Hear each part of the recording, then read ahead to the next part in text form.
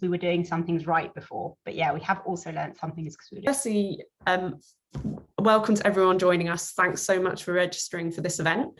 I'm Alice, I'm the founder of The Lowdown, and we are a platform that's set up to help people choose, access and use their contraception.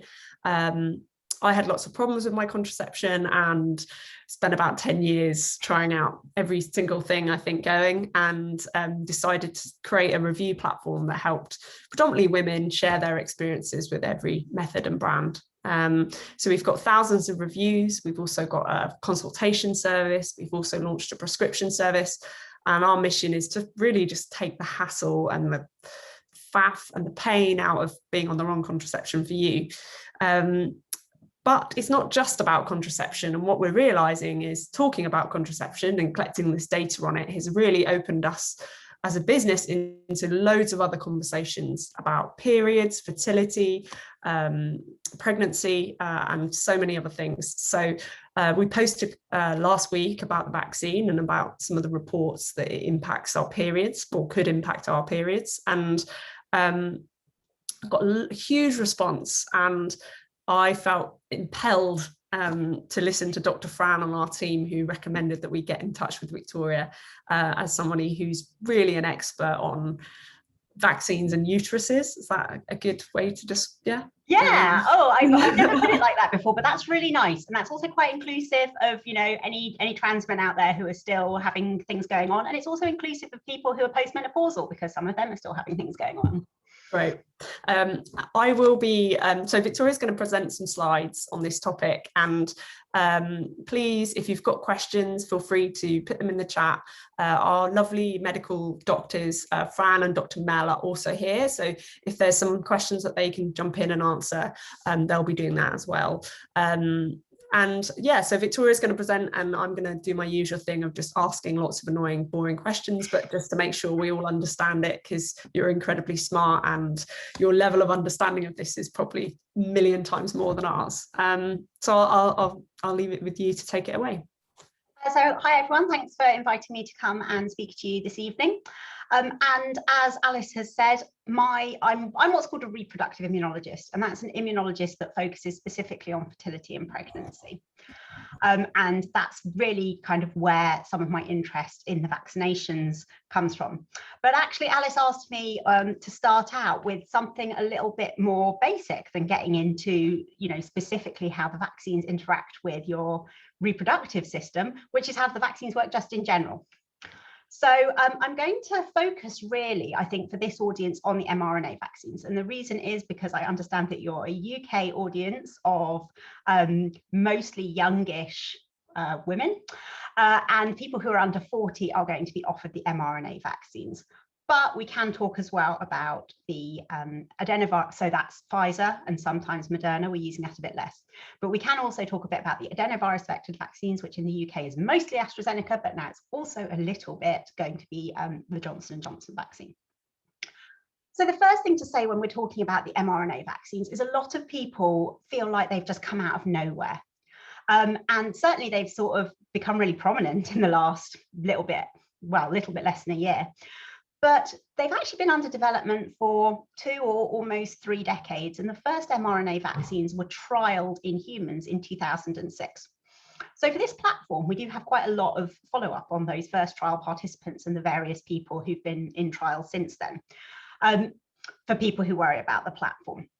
How does it work? Well, basically, mRNA is a molecule that takes the message of what a gene is out of the nucleus of your cell into the cytoplasm of the cell, and then it gets turned into, it gets sort of translated into a protein, and the proteins are what make your cell do what it does. And then the mRNA gets broken down. So the mRNA vaccines work by kind of skipping that first stage of the gene in the nucleus getting turned into the mRNA and then moving out the cytoplasm. Basically, the mRNA is in the vaccine and it's surrounded by fats, and the fats help it get into the cell. And then when it's in the cell, it gets turned into protein, just like your own mRNA would. And it gets turned, in this case, into spike protein, which is a protein that the SARS-CoV-2 virus, that's the COVID virus, uses for getting into cells. And the mRNA also gives your cells a bit of a signal that makes them feel like they're infected with a virus. So the cells will make this spike protein, and they'll also make proteins that signal to the immune system and say, help, I'm infected by a virus. And these two things together cause the immune system to make an immune response to the spike protein, mostly lots and lots of antibodies, but also a kind of cell called a T cell, which can work in slightly different ways that complement the B cells. So this is how the mRNA vaccines work. And one thing that I've said, but I want to say it really clearly as well, is that the mRNA, it never goes anywhere near the nucleus of your cell. It doesn't go into your genetic material, and it gets degraded really rapidly. So for people who say, oh, this is genetic engineering and stuff, it's not what we would really understand by genetic engineering, because it doesn't actually get into your genes. So these are the mRNA vaccines. To kind of rapidly consider the adenovirus vectored vaccines like AstraZeneca, in terms of how they what they do and how they signal to the immune system, they're really similar. So they also cause the cell to make a spike protein, and they also cause the cell to make a help signal to kick off the immune response. But they're different in how they get that mRNA into your cell, because what they do is they get it in by using an adenovirus, actually a chimp adenovirus, which is basically like a chimp cold, that's been engineered in two ways. Firstly, it's been engineered so it can't replicate in our cells. So that means it can't actually infect you. The first cell it hits, it does something, and then it stops. It can't go any further. And the second way that it's been engineered is to express the SARS-CoV-2 or COVID spike protein, when obviously the adenovirus wouldn't normally do that. So those are how the two vaccines work. Now let's go on to like what I always really like to talk about, or in fact, here's my blank slide to remind you that I'm changing topic. Alice, do you have any questions? Amazing. I love the blank slide and pause. Okay,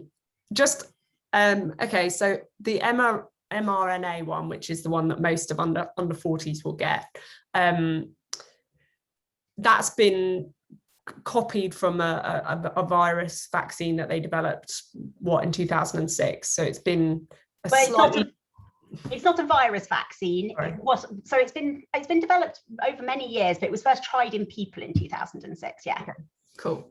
And I know this sounds like a weird question, but the thing that was first tried in people in 2006, how different is that from the thing that we're all getting now? It is a bit different, because one of the things that they have done, well, for a start, it wasn't, it was for flu, if I recall correctly, although don't hold me to that. Whereas obviously this is going to be for SARS-CoV-2, so it's got quite a different, antigen in there.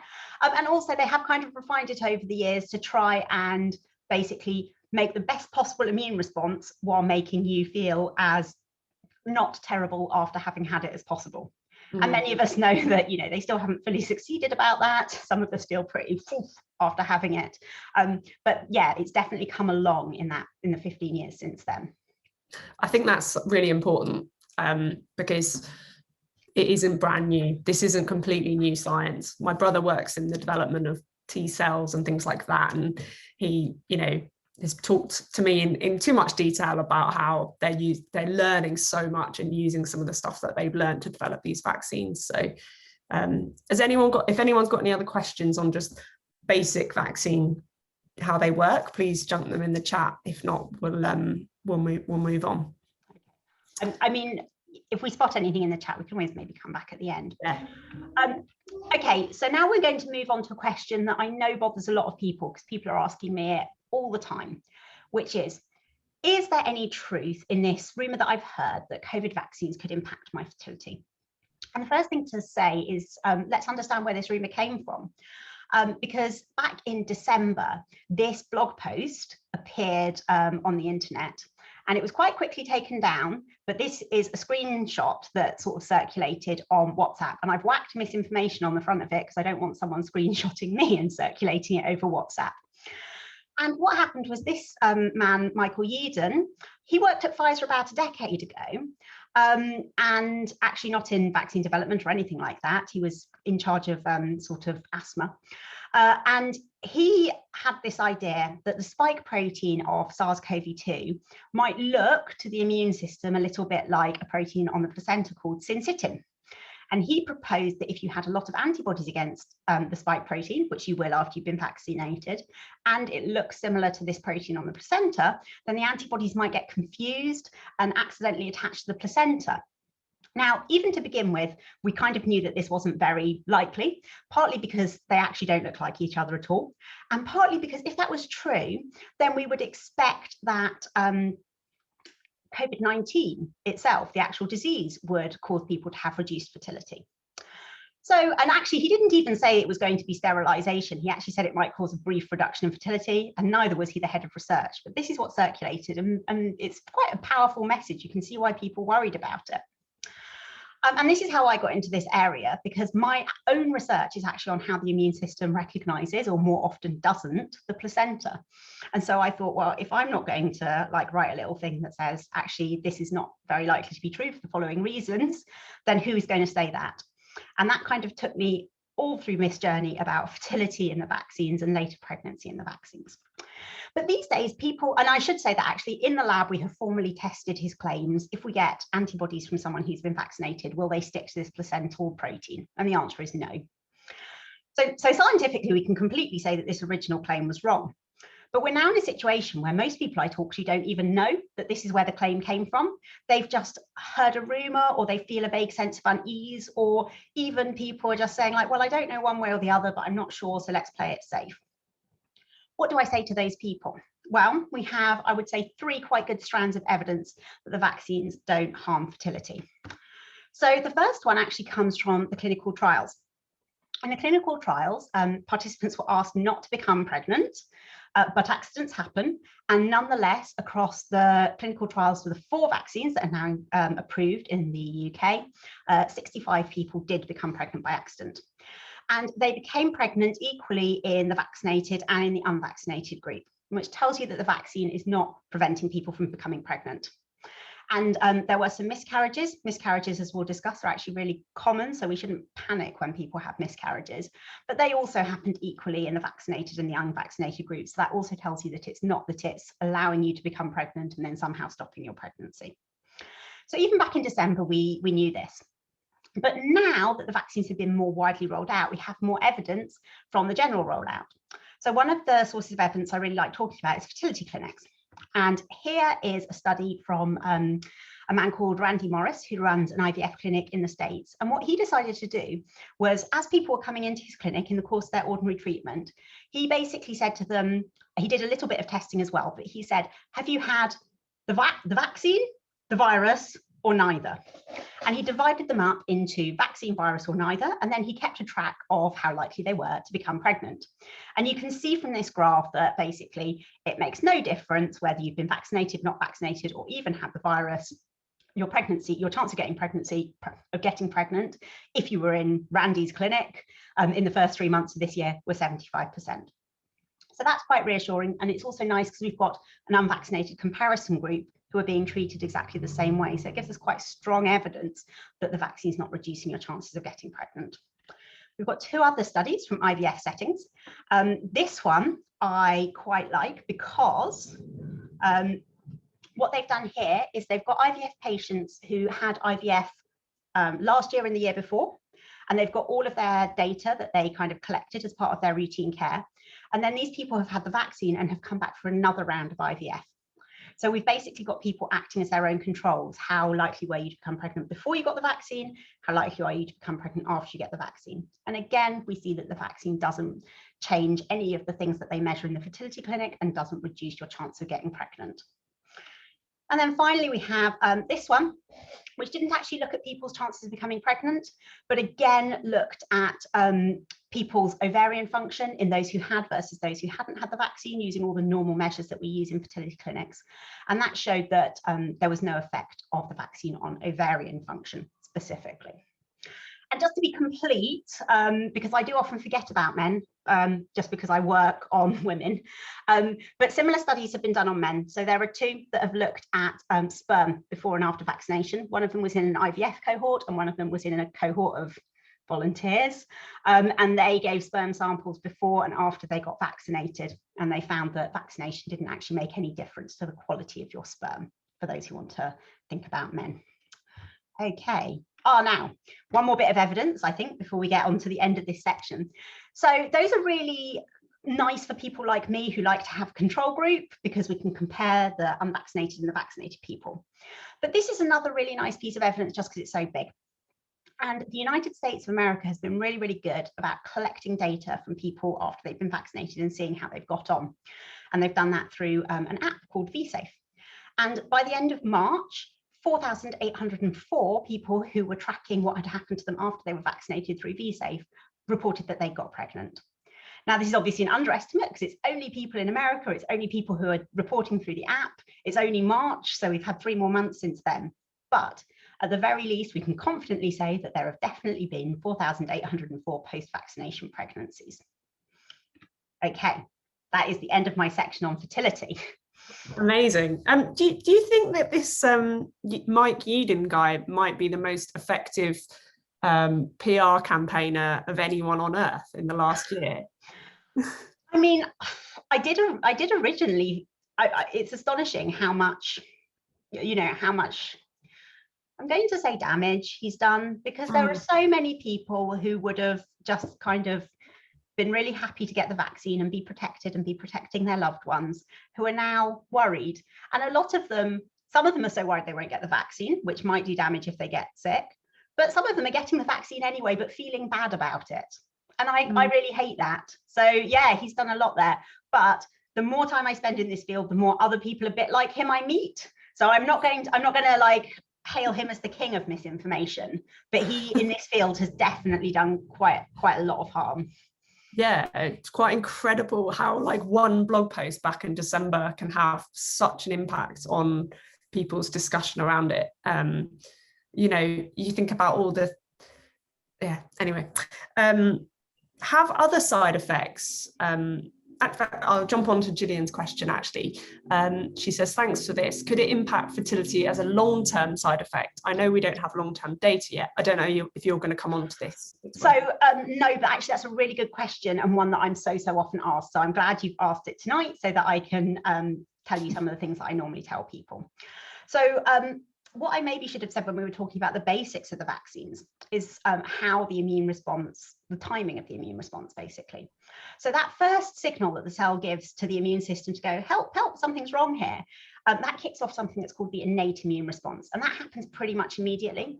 And any side effects to do with the innate immune response, you notice kind of immediately to a day. So, sore arm, feeling a bit feverish, feeling a bit tired. And then it takes about 10 days for the innate immune response to signal to another part of the immune response called the adaptive immune response. And that's the bit that makes the antibodies and the T cells that protect you against COVID. And some of you might remember the really, really famous graph that was in all the papers when the Pfizer vaccine first came out, where you can see everyone's getting COVID together. And then at 10 days, suddenly the people who've got the vaccine, it goes flat. And the people who haven't got the vaccine, it keeps going up. That's such a beautiful example of this thing that we always say. We're like, it's 10 days, it's 10 days. And this graph like absolutely showed it was 10 days. And the immune response is usually completely developed by about 28 days. After 28 days, it's not going to get really any stronger, and nor is it going to change. Some vaccines, you can have one of them and they'll last your whole life. But most vaccines, if you want them really to stay good, you have to have a booster. So for both effects, like being protected, and side effects, we generally see them between 10 and 28 days. And you're not going to see something suddenly appearing after 28 days, just because basically it's all happened by that point. Now, I can see why people worry about their fertility, because unless you're actually trying to get pregnant, like right now, let's say you're maybe going to try and get pregnant in 5 years' time, you might find out in 5 years' time that you have trouble getting pregnant. But it's not that you could have got pregnant all along, it's that you've found out now. And I think people find it a little bit difficult to make that distinction of, everything's fine and then you suddenly can't get pregnant. It's actually, you could never get pregnant, it's just that you weren't trying. And I think if we understand this, we can understand that all these people who are busy getting pregnant right now tell us that if we wanted to get pregnant right now after the vaccine, we could. We're just choosing not to. Mm. Yeah, and that's such an interesting point. It's very similar to the conversations we have with women about contraception. You know, if you're, for example, on the pill for 5 years, and you feel like after you've stopped it, you have problems getting pregnant, it's not necessarily the pill that's caused any fertility problem, and there's absolutely no evidence that it does. But it's, you know, it's just that you're trying, or you've come off the pill at that point. You now you know it's hard for you to get pregnant. Yeah.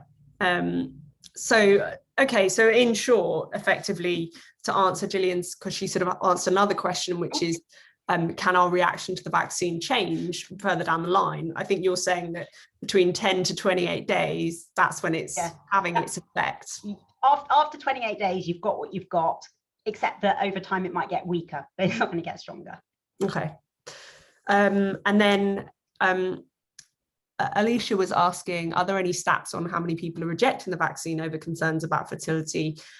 We actually did a survey on this last week, and I'd love to hear what you know about this, Victoria, but 850 women, about 23% of them said that, oh no, that was about, we also asked them about blood clots, sorry. Do you know of any stats on this, Victoria? So back in January, there was a study which I think it was something like between 18 and like sort of 20, let's say 20%, I can't remember the exact figure, said that they were not going to get the vaccine because of concerns around fertility. I don't want to keep quoting that statistic because it's from January, and I think a lot of people have changed their mind since January, and particularly, you know, the personal approach is quite powerful. And you know, I'm telling you about these 4,804 people who I've never met. I could also tell you, but I'm not going to because it's not real data, it's anecdotes, about my mates who've gotten the vaccine and then got pregnant. And I think a lot of people who met back in January maybe felt a bit uneasy when they get to the point where it's like, well, Sarah and Rachel both got the vaccine and now they're pregnant, might think, oh, well, actually, it's clearly not stopped them. Yeah, definitely. Are there any other side effects that presumably these vaccines have been studied within an inch of their life, right? Like for loads of different things. Are there other has fertility been like one of the main concerns that we've studied, or have there been other things apart, you know, that we've looked into? So actually fertility has been studied, but it's kind of been studied because people have asked us to study it, and people have asked us to study it because of this misinformation that was put out in December. Yeah. I mean, so accidental pregnancies are always recorded in clinical trials, not usually because people are worried that there'll be a problem with fertility. I'm using that data to tell you that, but that's not why they do it. They do it because we can't include, that's another issue. We often don't include people who are pregnant in clinical trials. And so it's really important to see what happens to the people who get pregnant by accident, because that gives us really important data about whether there might be any problem for babies, which we'll get onto later. So this has not been studied because anyone ever thought that it was going to be a problem. It's kind of been studied as like a grassroots thing. And I'm going to get onto another grassroots thing in a minute. Yeah. But in terms of the side effects, the main thing that we do, so we study all the obvious ones, you know, I feel a bit feverish, I've got a sore arm. But we have these systems. In the UK, it's called Yellow Card. In America, they have the AERS. In the EU, something called EudraVigilance, which basically allow you to report any side effect that you notice after you've been vaccinated. And the point of that is that it's really inclusive. So you can report anything you like, as long as it's happened after you've been vaccinated. It doesn't mean that the vaccine caused it. It just means that it happened after the vaccine. And then if lots of people report something, or even if not very many people report something, if it's serious enough, we investigate it and we see if it's a side effect. And so this is how we found out about that rare clotting side effect that you started to mention, that's involved with the AstraZeneca vaccine. And that's the reason that we're now not offering the AstraZeneca vaccine to people who are younger than 40. So we quite often don't study those things specifically. We just put out this thing that's like, if you notice anything, guys, like, please let us know and we'll investigate it. And then we investigate. But that's also presumably because you are confident enough that there's no scientific reason it would cause such a complication that would have a terrible impact on thousands of people, if you know what I mean. Like, it has to be safe enough to get to that point where you are able. Yeah, so for sure. And this is why this rare side effect is rare, because the clinical trials for AstraZeneca, I think they had about 15,000 people in each arm. So, you know, straight away, you can say that any that anything that we didn't see in the clinical trials is happening at a rate of, actually because of statistics, at a rate of less than 1 every 5,000 people. So, you know, anything after that level of clinical trial, you can say we're confident of that. But, you know, sufficiently rare things you only notice when you start giving it to lots and lots of people, which is why we have to have these extra sort of monitoring systems when we start giving vaccine to everyone. Yeah, that's really interesting. Okay, I will let you continue. Okay, so side effects, speaking of, this is one that I'm talking to a lot of people about a lot at the moment, because a lot of people have noticed that after the vaccine, their period goes a bit funny. And the most common thing that people notice is that their period is heavier than usual. And the second most common thing that people notice is that their period is a little bit late. But some other people are noticing some other things. So you can see we've had like some reports of people having spotting in the middle of their cycle. But these are the really common ones. And so one thing that people are asking me a lot is this a side effect of the vaccine? And the really unfortunate thing is that we don't know. And part of the reason that we don't know is because in the clinical trials, they didn't routinely ask people about their periods. And people will quite often not tell you about their periods unless you ask. And I hope that in the future, we will routinely ask people about their periods, because we could have known now if this was or wasn't a side effect, if in the clinical trials they had asked questions, because we would have seen a difference between the placebo and the vaccine groups.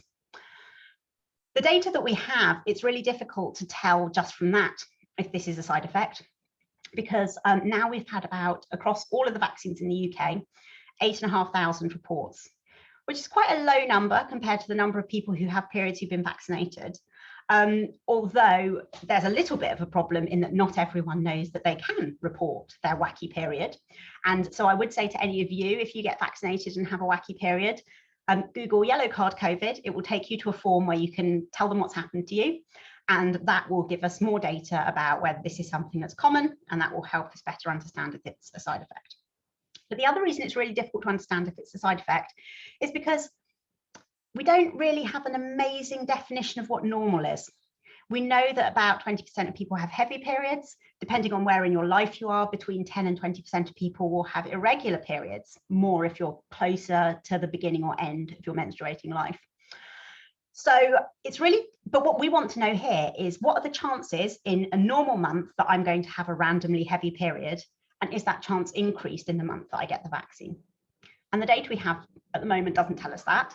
And since about March, when people started talking to me about this, I've sort of said like, oh, I'm sure someone's definitely doing a study on this, a proper formal study.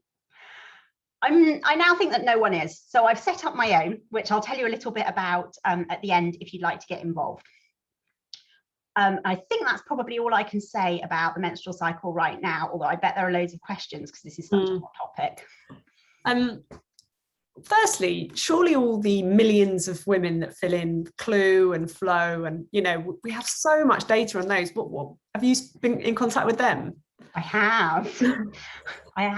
I got in contact with Clue, and I basically said, you know, we need kind of like a prospective study, and your app would be an amazing way to do it, because they're quite good apparently about working with academics to do these kinds of studies. But it would have required them to put in basically a way of saying you've got your vaccine. And they said they didn't want to do that. So that was me and Clue. And then Flow got in touch with me and they said, will you give an interview to us for our newsletter? And I said, I will if you collaborate with me on a study. And then they never wrote back. So that's another reason why, because this is such an amazing resource, right? People tracking their studies. This would 100% answer the question. I find that astonishing. I know a few people who work at these trackers, and this is like an amazing reason for them to also help know what the control is, and they also know whether women are using contraception, how old they are. They know they've got years of data on loads of different people. So I think that's astonishing. Yeah, well, I mean, maybe if I tried again, they'd be more willing now because it's become a bigger thing. When I first got in touch with them, it was a smaller thing. But definitely Flow Clue just didn't really want to include a button for logging the vaccine. They were like, that's the barrier for us changing the app. So But I sort of hope that someone else has maybe convinced them to do a study, or they've just decided to go ahead and do one, because like that is literally the best way of doing it. Yeah, definitely. And my own study is going to be like basically just a slightly crapper way of doing the same thing. Yeah, maybe we can build an app. I'll ask our tech woman, see if she can help. Does the data for side effects on menstrual cycle relate to people after having the first vaccine or second vaccine, asks Emma. We don't actually know. I mean, again, just sort of casually talking to my mates about this, a lot of people have said, like, I had a problem with the first vaccine but not the second, or with the second but not the first. Yeah. Something that I'm seeking to try and discover in my study is, I suspect that what might make a difference is exactly where you are in your cycle, where you have it. And that might be why, like, some people do have a change, some people don't. Some people have it on dose 1 but don't on dose 2. But yeah, we don't have any specific data in the yellow card about whether people are noticing these changes on dose 1 or dose 2. Yeah. Gillian's asking, why isn't something like possible menstrual irregularities listed as a side effects for these vaccines, so women don't worry? Is that just because we didn't ask that question in the clinical trials, so they didn't have that data? Yeah, I mean, if we'd asked the question in clinical trials and had a definite answer, it would definitely have gone on the sheet. And at the moment, we're in this situation where, as I've described, it's like, oh, from talking to people, it definitely feels like it is a side effect, but from a kind of evidential point of view, we don't know that for certain. And so I can see why the MHRA doesn't want to say it in case it turns out to be wrong. So that's why. But I do also agree that most people who contact me aren't really exactly worried. They just want to know. You know, I think it would be much fairer to people to be able to say, like, this is a possibility. I should say, sorry, I didn't say before, that most people report this going on for 1 cycle, sometimes 2, but usually 1. You know, this is a possibility. Don't freak out. It will probably be fine next month. You know, don't assume that there's a big problem. So I think it would be good. And I wonder if we really should have something like, you know, some people report a problem. We don't know for sure if this is linked to the vaccine. We're investigating it. And that would at least give people a little heads up. But anyway, yeah. I'm not in charge of writing the leaflets. I wish you were. But it's important though, because we had a message from, and I, you know, this is just anecdotal evidence, but we had a message from a Lowdown community member who said that she was using fertility awareness methods, so tracking her cycle, and she thinks that the vaccine changed her cycle length, and therefore she's unfortunately got pregnant. And so I think it's not just period, you know, these aren't just periods, these are things that millions of women use to prevent pregnancy and get pregnant, you know, and it just pisses me off that maybe a lot of people don't realize the impact that this could be having on... Yeah, and actually, I mean, that's the first time I'm hearing that of someone who's using fertility awareness to avoid pregnancy and it's been messed up. Because, you know, in some ways I've kind of been thinking, oh, well, if it's 1 month, and if you're trying to get pregnant and you miss your window this month, there's always next month. I had not actually thought of the opposite happening, of you're trying not to get pregnant and you accidentally hit your window. And that's definitely something we should think about, isn't it? Wow. It's so interesting. I think there's like it's periods, you know, it's things that are just a bit messy and a bit complicated. Yeah. But like, I mean, it's actually the basis of how we get babies, which is so important for so many how reasons. We think about it.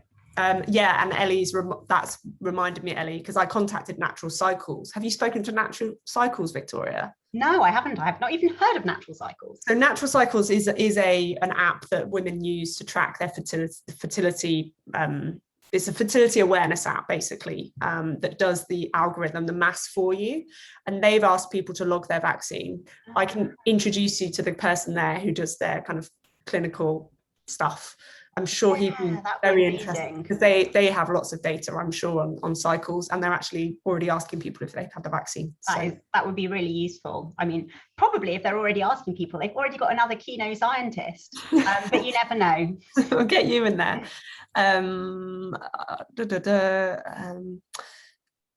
We had a question also on postmenopausal bleeding. Is there any... Yeah, so actually this is a really important point, I think. So a lot of people, because these changes to the periods are so common, when they hear of postmenopausal bleeding, assume that it's the same thing. And I don't think it necessarily is. For a start, it's way less commonly reported than changes to periods, even though way more postmenopausal people have had the vaccine than people who are still cycling. So although I think there's a possible link there, and particularly, I guess, people who are just postmenopausal, you know, the same sort of mechanisms that change the periods in people who are cycling may change them in postmenopausal people. People who are, you know, people for whom that shop has really shut, I think it's very unlikely to be the same thing. And I think it's really important to know that, because postmenopausal bleeding is really often benign, but sometimes it can be a sign of something quite serious that's wrong. And so I wouldn't want people to think, oh, I've had a bleed, but it was kind of like 3 weeks after my vaccine, so it's probably to do with the vaccine, and not go to the doctor to get it checked out, and then for it to turn out to be something serious. So my view, and I should say I'm not a specialist in menopause, some specialists in menopause disagree with me a little bit on this and are a bit more chill, but my view is if you have a postmenopausal bleed, it's better to be on the safe side and get it checked out. Yeah. Okay. Great. I think we can move on. Yes, we should move on, because we were meant to do this in 20 minutes and we've already been going on for 38. Sorry, everyone. It's just really interesting, but it's fine. I'll attempt to do this one on a bit of a whistle stop, because this is kind of side point to what you guys are mainly interested in, which is, should you get the COVID vaccine if you're pregnant? And I guess if this is sort of contraceptive forum, so I guess most of you are trying not to get pregnant. But if you do get pregnant, should you get the COVID vaccine? And the first thing we have to ask when we're thinking about this is, okay, well, what happens if I get COVID when I'm pregnant? Because if it's not too bad, you might say, well, let's err on the, you know, let's err on the safe side and not get the vaccine until we know more about it. And if you get COVID early in your pregnancy, actually that is pretty much the case. So as far as we can tell, COVID early in your pregnancy is no worse than it would be if you weren't pregnant, and it doesn't seem to be associated with an increased risk of miscarriage. However, if you get COVID after 28 weeks of pregnancy, it can be worse. Now, I don't want to scare anyone, because lots and lots of people get COVID when they're pregnant and they're fine and their babies are fine, but it's more likely that you won't be. So I'm taking this now all from this amazing living systematic review from the BMJ, which basically collates all of the information, all of the research that has been done in this, and then uses a statistical technique in it to give like one massive figure that tells you what's going to happen. And what's going to happen. So if we compare people who are pregnant with people who are not pregnant, both groups getting COVID, if you're pregnant, you're more likely to need intensive care, about twice as likely. You're more likely to need ventilation, and you're more likely to need ECMO. And this is the kind of data that caused some countries back in January to say, we don't know that much about the vaccine in pregnancy yet, but theoretically it's safe, and we know that COVID's not safe, so let's just crack on and vaccinate the pregnant people. Let's consider them to be at high risk, the same as we're considering the old people and the people with asthma. So pregnancy itself puts you at somewhat of a higher risk of COVID. And then the next question is, what does it do to your baby? And when we're thinking about this, we obviously end up having to compare pregnant people with COVID with pregnant people who don't have COVID, because that's the only way we can get a baby in both situations. And when we do that, we find that pregnant people who get COVID are more likely to have their baby early. And that's not actually because they go into preterm labour, it's because they can get into situations where doctors decide to deliver their baby early to try and save the mum, basically, which is a bit grim. They're also, well, they're more likely to need intensive care or die, but don't panic too much about that, because don't forget we're comparing them to people who don't have COVID at all. But here's sort of where I get a bit worried. The baby's more likely to be stillborn, and the baby's more likely to need intensive care. And, you know, for me as someone who's had babies, this having a preterm baby or having a stillborn baby, these are the things that you really, when you're pregnant, kind of have nightmares about, right? So this is why, particularly now in the UK, since the 16th of April, we have been offering pregnant people the vaccine. But then obviously the next question is, okay, it's bad to get COVID, but is it safe to get the vaccine? And we do have data on that. And I'm going to give you only one piece of data, but it is the best piece. And it's this study from the United States of America. So remember I told you that they have been amazing at tracking how people have got on after the vaccination using an app. They specifically tracked pregnant people using the app, and they actually tracked almost 40,000 of them for a short period. But then they had the contact details for them. So they phoned all of them up after about 3 months. And 90% of people aren't going to answer the phone to a number they don't know, but 10% of people did. And almost 4,000 people are then included in this data set. And they said, okay, you got vaccinated 2 or 3 months ago. What's happened to you since then? And 712 of those people said, well, I've had my baby. And there were 725 babies because some of those babies were twins. And this allowed them to say, okay, what's the chances that your baby will be stillborn, born preterm, have congenital abnormalities, be too small? And the answer for all of those things is the chance is exactly the same if you've had the COVID vaccine compared to if you haven't had the COVID vaccine.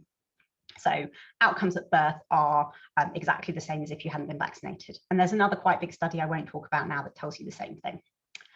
And then the other thing that people would worry about, of course, at the earlier end of pregnancy is miscarriages. And there were about, there were 104 miscarriages in this study, and that came to a miscarriage rate of 12.6%. Now, sometimes people say to me, wow, 12.6%, that's really high. But actually the miscarriage rate, the normal miscarriage rate is about 15%. Some people don't realize that, usually men. But this tells us basically that you're not more likely to have a miscarriage if you get the COVID-19 vaccine than if you hadn't got it. And it was actually an early version of this data set that is what caused the UK government to say, okay, looks like the vaccines are safe, we should be offering them to everyone who's pregnant. And then finally, just a couple of sort of additional benefits of COVID-19 vaccination while you're pregnant, other than not getting COVID, which to me is definitely the main one. But antibodies will transfer across the placenta to your baby. And we know for other vaccines like whooping cough and flu and tetanus that will give your baby some protection against the disease when they're born. For COVID, we don't have the data to say that for sure yet, but given that we know it's true for all these other vaccines, it's really likely to be true for COVID. And what's quite interesting about this graph actually is that this shows that you actually get way more antibodies going across the placenta from vaccination than you do if you naturally get infected with COVID during your pregnancy. And finally, to top off our reproductive lives, the last thing that not everyone does, but some people, is breastfeeding. And if you get vaccinated against COVID, either when you're pregnant or when you're breastfeeding, you'll end up with anti-COVID antibodies in your milk. We know that the vaccine itself doesn't really get into milk. There have been a couple of studies showing that, but the antibodies that your body makes do. And again, we know for flu that can give your baby some protection against flu. So for COVID, we might predict that might give your baby some protection against COVID. Again, we don't have that data for certain yet, but that's what we would predict.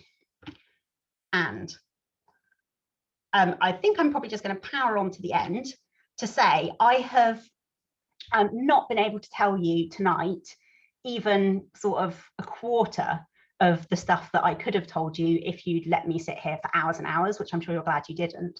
But if you would like to know more, I have this document where I keep links to all of the studies, and I'll try and maybe we can post a link to it in the chat of this webinar, but the easiest way to find it, if you don't have the link directly to it, is that my Twitter profile has it as a pinned tweet.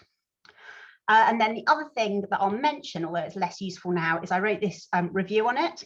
The reason it's less useful now is because so much has happened since I wrote that review. But some people say, like, why should I trust one woman's Google Doc? But they feel happier about one woman's review in Nature Immunology. And finally, I will thank my funders who have been really nice about me not doing what I am really funded to do in order to spend a lot of time working on this recently. And then I'd finally just like to give you the info about that menstrual cycle study that I'm running. If you are planning to get a COVID vaccine, and it can be your first dose or your second dose, so you can already have had your first dose and still hop in to tell me about your second dose. If you have periods, if you're over 18, then you can email this email address, periodstudy@imperial.ac.uk. And depending on how many emails I get, I will get back to you at some speed or another to either recruit you into the study or to explain to you why we can't recruit you into the study. Okay, so that's me. I'm done. Incredible. We will send out an email tomorrow or Friday with all the links to everything, so everyone's got it. Are you doing the study on women that use contraception, or is it? Yes, so people who are taking hormonal contraception are absolutely welcome to join me to participate in this study. There's just a box that says, are you using any hormonal contraception? And there's a drop-down list. And I hope I've covered all the possible kinds of hormonal contraception. But if you're on something that's not on my list, then there's like a little free form box where you can be like, Vicky, you idiot, you've got about the contraceptive patch or whatever. I can help you with that list. I do that. I write that list very often. Okay, we've got amazing feedback. Thank you so much. We'll also put this webinar on our website and share it so everyone can watch it back and send it to friends, family, daughters, mothers that might be interested or have got concerns. Just quickly, because there's just something I want to make sure we land. Periods don't equal fertility, do they, Vicky? Oh, that's a really good point that I forgot to make. Yes. Oh, this is why I do need to talk for 3 or 4 hours. So one thing that we know is that actually this isn't the first. So the period effects seem to be happening with all different kinds of vaccines. So can you see my window still? Sorry, I brought up a website in order to post the link, and then I kind of messed up my window. We know, for example, that all the different COVID vaccines seem to be causing this effect kind of equally, which tells us that it's sort of probably not anything to do with a specific vaccine, but just to do with having this general immune response and probably this very early innate immune response. We also know that the HPV vaccine, there's some evidence that that's associated with short-term changes in periods. So in a study of about 3,000 Japanese schoolgirls, quite tough because that's a population, young women, where they're quite often having irregular periods anyway. But even so, they were able to detect a slight increase in people having heavy periods or irregular periods in those who were vaccinated compared to those who were not. And the reason I quite often talk about HPV is because we have so much evidence that the HPV vaccine doesn't harm fertility. In fact, it improves fertility in certain populations. So that tells you that a vaccine can give you a short-term change to your period without necessarily meaning anything about your fertility down the line. Similarly, we have some evidence that the flu vaccine can somewhat alter the levels of different hormones. That study annoyingly didn't specifically ask people the question like, hey, tell me about your period, even though it was looking at menstrual cycle hormones. But again, we know that the flu vaccine doesn't impact fertility. So we've already got 2 examples of vaccines that seem to have effects on the menstrual cycle that don't then impact fertility. So that's why I would say don't panic about your fertility if you have a funny post-vaccine period. But also we've got all this evidence specifically around the COVID-19 vaccine showing that people are no less likely to get pregnant after the COVID-19 vaccine than they would normally. Yeah, and I think we were talking about this in our team and saying it's just like very similar to contraception. So almost all contraception impacts your periods. That's like, it either makes it lighter, start, heavier. That doesn't mean there's any evidence apart from the injection, which takes the longest for your fertility to return after you stop using it, that it impacts your fertility. So having an odd period or odd periods doesn't necessarily mean that it's not the same thing. And I think that's something that's quite important. Another thing actually, since this is such a lovely forum to talk about periods, that I think is worth mentioning is a lot of my colleagues in gynae, I don't know if you've maybe, because you think and talk a lot about this as well, I've noticed that people are complaining more of irregular periods just since the pandemic started, before the vaccines even were rolled out. And their guess is that there's probably 2 reasons for this. One is that COVID itself actually messes up periods in about a quarter of people. So some of those people might be having like COVID related wacky periods. Yeah. And the other thing is we know that being stressed out can mess up your periods. And my God, hasn't this been like the most stressful year ever? I totally. I know when I haven't ovulated. If anyone's interested, we did an amazing talk at the end of last year, just all on periods with an absolute expert. And she has a theory, which she hasn't been able to prove yet, that if your period smells a bit fishier than normal, it's maybe a sign that you haven't ovulated. And I was really stressed out at the beginning of the year, and I definitely noticed a change in the smell of my period, which is, it's just something that not a lot of people might be talking about. So there's so much stress going around, so much weird, like not sleeping, arguing with your partner, maybe getting laid off your job. Yeah, I think so many women have been saying my PMS has gone nuts, my periods have gone weird. This is not normal. What we've lived through is not normal. But again, this is making it quite tricky for people like me who are trying to work out if the vaccine's messing stuff up, because stuff's already a little bit messed up. Yeah, 100%. Just one more question. Sorry, Vicky, we'll let you go in a second. I was sent a news article that claimed there's been enough reports of menstrual issues to the yellow card that justifies the urgent need for further trials and testing. Are you aware of any truth behind this, or is that just sort of scaremongering? I mean, I don't, without reading exactly what's said, I can't comment on exactly what's said, but what I will say is that if you go, so the yellow card puts out a report every week, and that's how I can say to you with great confidence, 8,500 things have been reported. Although I had to like sit there with my calculator and add up everything in the table. So they don't like just whack straight off go 8,500. You have to kind of like work for that a bit. But what they do is every week they do a summary of, you know, what they've definitely decided is a side effect, what they're keeping an eye on. And at the moment, if you go and look, they're basically saying we're keeping an eye on this.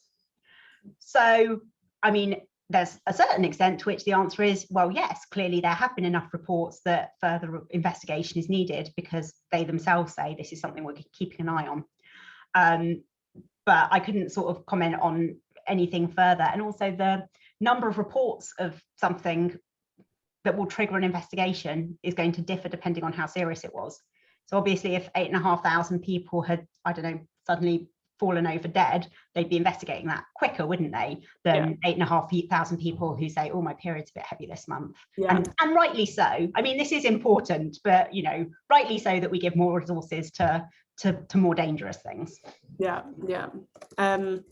We will send out a link to the recording on the period seminar if people are interested in kind of more of a discussion around periods without any. That sounds like an amazing talk. It was fascinating. There's so much that we don't know. And even I read and talk about this stuff the whole time. And even I was like, what? And we're also thinking about running an event on PMS, because that just comes up a lot. So yeah. It's really interesting. So a lot of people have said to me when I start talking to them, they're like, oh, my PMS was out of control, like recently or whatever. And again, that's something that we kind of, don't necessarily investigate. Actually, it occurs to me slightly too late that I didn't specifically ask about PMS on my survey. But if you join the survey and you want to tell me about your PMS, there is a free text box for every single month where you can tell me whatever you want. So you can tell me about your PMS. Amazing. Thank you so much, Vicky. It's been so informative. And yeah, thank you so much for your time, and thanks for joining us, everyone. Hope that was helpful, answered some of your questions, and we'll share the recording in the next couple of days. Thank you for having me. Thank you. That's amazing. Bye. Bye.